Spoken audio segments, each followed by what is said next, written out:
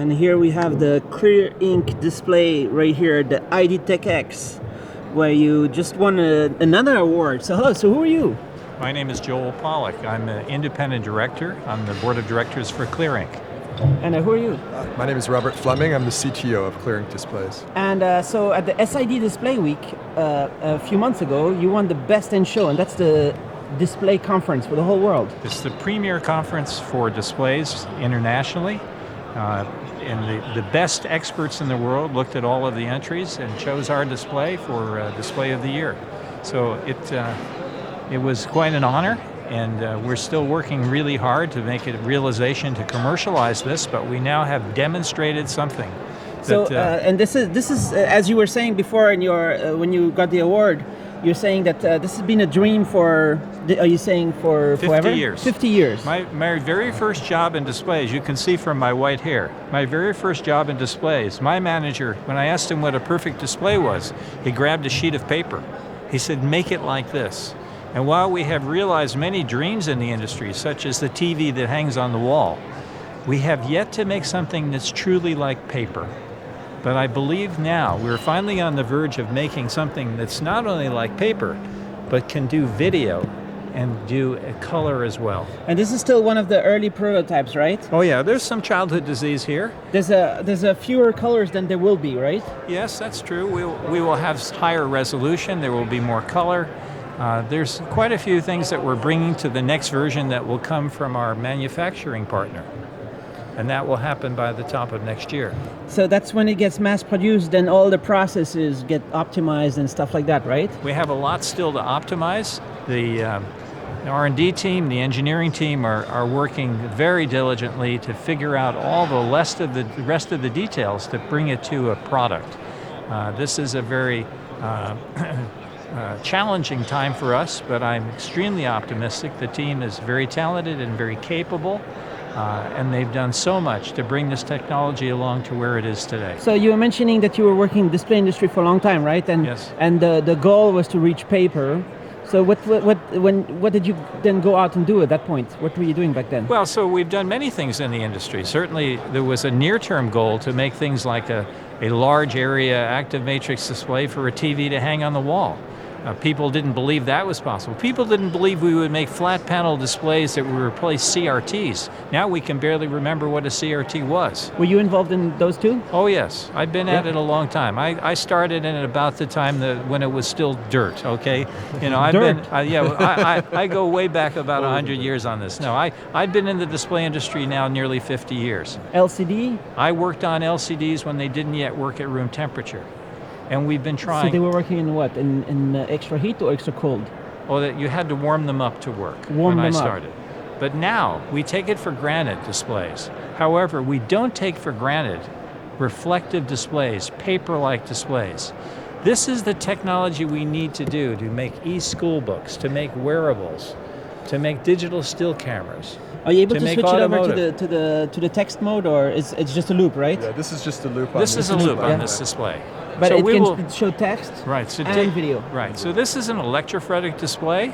There are electrophoretic displays and a lot of e-paper displays that are used for e-readers, but none of them can do video.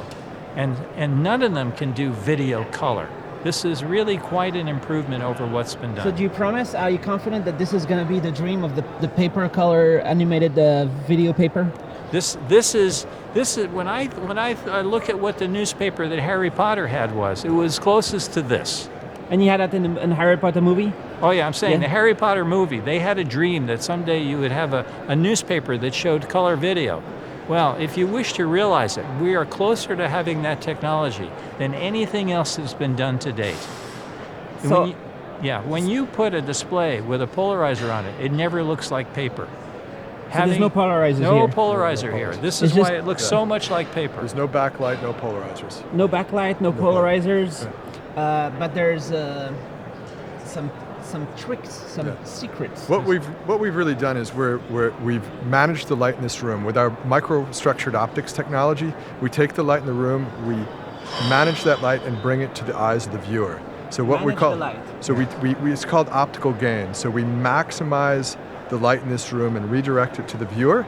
And so that's how you can see brighter, and now you can add a color filter and you can get brighter displays. Is there some kind of filter on top? This has a color filter, standard color filter. That takes the light and refracts well, it that's where our out? optical structures and our optical lens technology. So our core is really the know-how on the optical materials and structures and microreplication technology, married that with the device architecture and the device physics to get an electrophoretic display that can do video and can do full color. It can be flexible.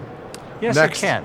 Yes, it can. Next. Next. That's another challenge, Next. right? But We That's do the it future. one step at a time, but actually there's this technology lends itself so much more to making a flexible display than anything else that's been made.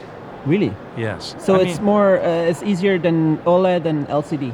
To do flexible. OLED would, but the problem with OLED is you're not going to see OLED in full sunlight. This one, you can see this no matter how bright the sunlight is.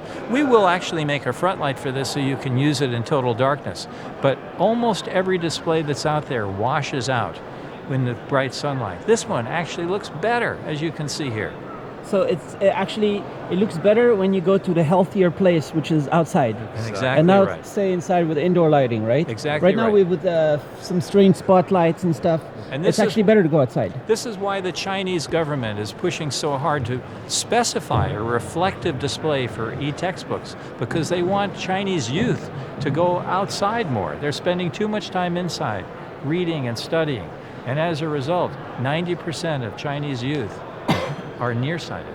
So, Is that why you're working with Chinese Yes. factory? That's Shenzhen right. is a factory for the whole world, right? Well, it's no a matter factory what you for would the do, whole you world. would go to Shenzhen, right? of course. So, but But no, that's different There's than many different selling to factories the there. China market. The China market is the first that will make e-school books.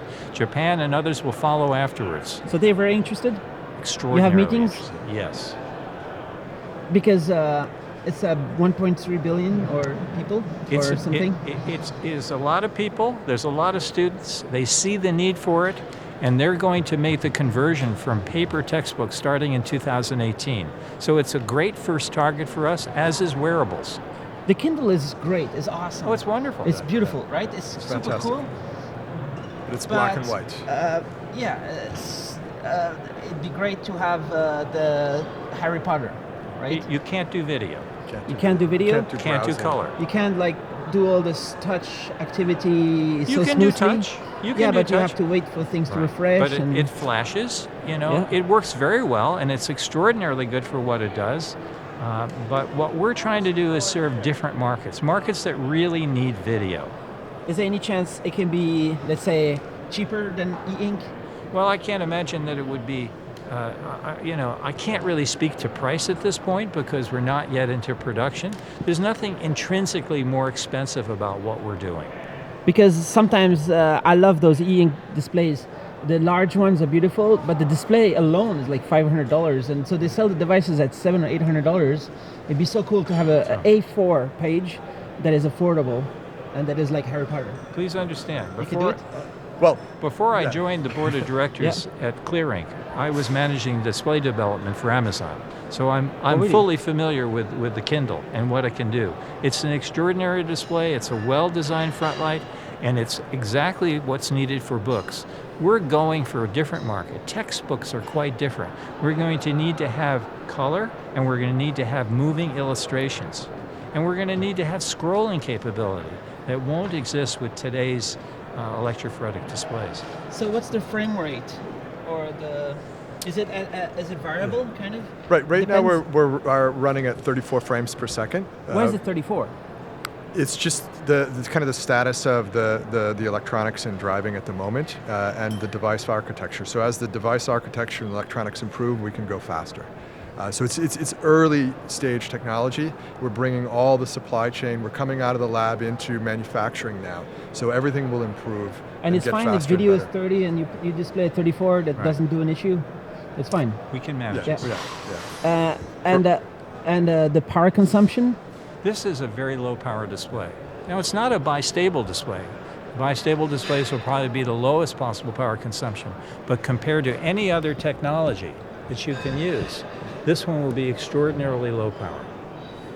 Extraordinarily low power. So well below what an LCD would do, well below what an OLED would do, because OLEDs are 40% less efficient for white, and for an e-textbook, you can imagine there's an awful lot of white. And you can imagine going outside, where now if you have an emissive device, a transmissive LCD or an OLED, you'd have to turn the power to full brightness, and that really drains the battery. Where in the CLEARink display, the power doesn't change. And how does it compare with memory LCD? So memory LCD is a different issue. This is a question of whether there's memory in panel, whether you have to refresh it or whether it can retain the image. That's not really where most of the power consumption is. Yes, for high resolution, it definitely saves power to put memory in panel, but the bulk of the power is consumed with the backlight in an LCD. Frankly, only about 10% of the light, at best, makes it from the backlight all the way to your eye in an LCD. Highly inefficient. And so when you're talking about getting to the paper, most paper is like very white. Yes. Can you get white, very white? How white can you get? Excellent. Well, we don't have hard data at the moment, but we have very good whiteness, and you can see in these because you're using a color filter. And you can mix the whites, we get good brightness, and you can see very good whites in this demo. And we're actually continue to make improvements. Our first goal is to make displays that are as good as a color copy. Our next goal will be to make displays that are as good as a textbook, printed high quality textbook. And those will come one after the other. We'll increase resolution, we'll increase some of the other aspects of performance as we go along.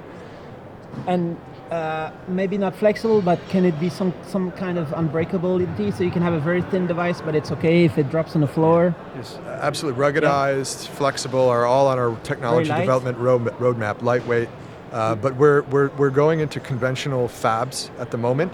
So the strategy is to keep it very basic in terms of the fabrication technology, and that will keep the cost down as well. And at the SID Display Week, it sounded like it was coming very soon.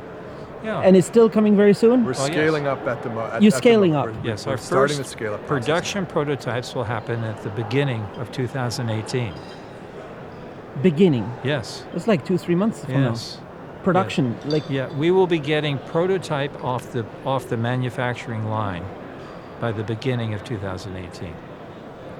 So this is an exciting time, right? Very exciting time. Couldn't be more exciting. Yeah, because there's 7 or 8 billion people in the world, and you can try to imagine if this works out, what it's going to do to all these people. Yeah. It's going to be... 2018 is a very exciting year for CLEARink, so keep your eyes open for CLEARink in 2018. It's an exciting time.